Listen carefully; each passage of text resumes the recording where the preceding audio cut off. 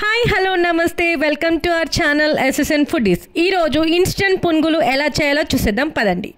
ముందుగా పునుగులు అనగానే మనకు ఈ చల్ల క్లైమేట్కి వేడివేడిగా తినాలని ఎవరికి ఉండదు చెప్పండి. అట్లానే మా ఇంట్లో కూడా అడిగారు, సో సరే చేసేద్దామని ముందుగా ఇట్లా ఒక గ్లాస్ వరకు మినపప్పుని కడిగి నానబెట్టుకున్నాను. ఇది ఒక 4 గంటలు నానితే సరిపోతుంది. ఇట్లా మంచిగా ఫ్రెష్గా నానబెట్టుకోవాలి. ఇప్పుడు ఇది వచ్చేసి ఉప్మా రవ్వ పెరుగులో కలుపుకొని ఇట్లా నానబెట్టుకోవాలి. ఇది కూడా ఎక్కువసేపు అవసరం లేదు. జస్ట్ మనం ఒక రుబ్బే ముంగట అంటే మినపప్పు రుబ్బే ముందట ఈ పెరుగు ఇంకా ఉప్మా రవ్వ నానబెట్టుకుని సరిపోతుంది. చూడండి, ఇప్పుడు ఈ ఉప్మా రవ్వ పిండి ఇంకా మినపప్పు పిండి మొత్తం మంచిగా కలుపుకోవాలి. ఎట్లా అంటే రెండు మంచిగా కలిసేలాగా ఇట్లా కొంచెం మనం బోండాలు వేసే బ్యాటర్ లాగా కలుపుకోవాలి. ఇప్పుడు ఇందులో కలిపేసుకుంటున్నాను. మంచిగా మిక్స్ చేసుకోవాలి. ఎట్లా అంటే చేతితోటి ఇట్లా మంచిగా ఇట్లా కలుపుకుంటూ మిక్స్ చేసుకుంటే సరిపోతుంది. ఇది ఇన్స్టెంట్ అన్నమాట, మనకు అప్పటికప్పుడు తినాలనిపిస్తే చేసుకోవడానికి. ఇందులో కొద్దిగా ఉప్పు తీసుకున్నాను, అలాగే వంట సోడా అంటే తినే సోడా అంటారు కదా, అది వేసుకొని మంచిగా కలుపుకోవాలి. అందులోనే కొద్దిగా కరివేపాకు సన్నగా తరుక్కోవాలి. ఇట్లా మంచిగా కట్ చేసి పెట్టుకున్న పచ్చిమిర్చి,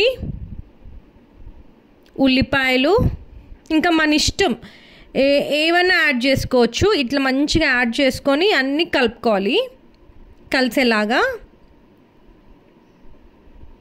నేను ఇందులో కొద్దిగా బియ్యపిండి వాడుతున్నాను. ఈ బియ్యపిండి ఎందుకంటే మంచి క్రిస్పీ ఇస్తుంది బోండాలు, అందుకే కొద్దిగా యూజ్ చేసుకున్నాను.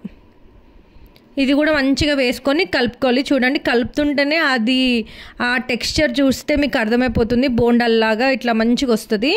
ఇప్పుడు నూనె వేడి చేసుకుందాము డీప్ ఫ్రైకి. ఇప్పుడు ఇట్లా చిన్నగా వేసుకుంటే సూపర్గా ఉంటుంది. టేస్ట్ అయితే చాలా బాగుంటుంది. ఎవరైనా ట్రై చేయండి, ట్రై చేయని వాళ్ళు. ఇన్స్టెంట్ పునుగులు అంటారు ఇది. ఇట్లా చిన్నగా బాల్స్ లాగా వేసుకోవాలి. ఫస్ట్ కొంచెం హై ఫ్లేమ్లో కాల్చుకొని మళ్ళీ మీడియం ఫ్లేమ్లో కాల్చుకోవాలి, లేదంటే అది ఉడకదు లోపటంతా. బయట మట్టుకి కలర్ వస్తుంది కానీ లోపట ఉడకదు. ఇది ఒక చిన్న టిప్ బోండాలు చేసుకునే వాళ్ళు. చూడండి, ఇట్లా మంచిగా కలుపుకుంటూ చేసుకోవాలి. ఇప్పుడు నేను అదే పిండితో వడలు కూడా వేసి చూపిస్తున్నాను. ఏం లేదు, కొద్దిగా ఇట్లా చేతికి తడ అంటుకొని మంచిగా వడల్లాగా వేసుకోవాలి. మనకు ఒక బ్యాటర్ తోటి వడ బోండా రెండు వస్తాయండి. చాలా బాగుంటుంది, క్రిస్పీగా సాఫ్ట్గా బాగుంటుంది. పిల్లలు కూడా చాలా ఇష్టంగా తింటారు. ఇట్లా ఈవినింగ్ స్నాక్స్ వాళ్ళకి స్కూల్ నుండి వచ్చాక ఇట్లా చేసి పెడితే వాళ్ళు హ్యాపీగా తింటారు. మంచిగా ఇది కూడా కలర్ వచ్చేలాగా మనం వేయించుకోవాలి. చూడండి కలర్ ఎంత బాగా వచ్చిందో చూడండి. వడలు కూడా